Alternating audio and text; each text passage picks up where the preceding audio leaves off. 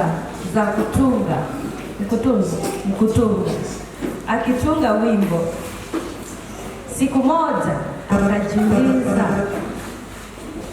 itakuwaje nikiona Yesu uso kwa uso?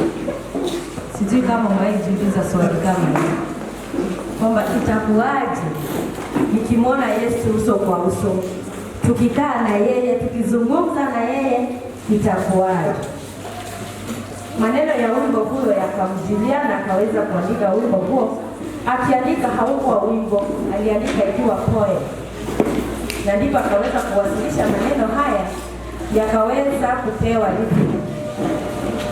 Na wimbo huo ulikuja kusaidia watu fulani walikuwa katika huduma zao katika nchi ya China.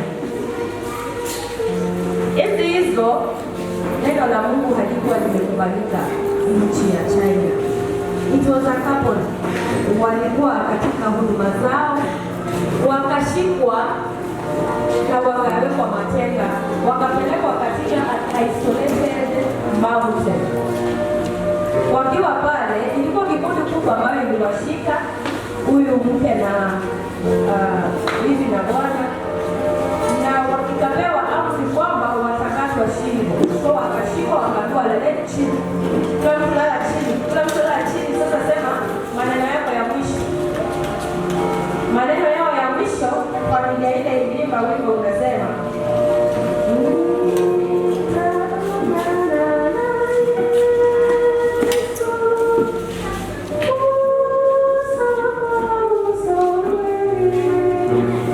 wakiendelea kuimba wimbo ule. Walipomaliza stanza ya kwanza na chorus, wakangoja amri itolewe kwamba wakate shingo, na hiyo amri haikutoka.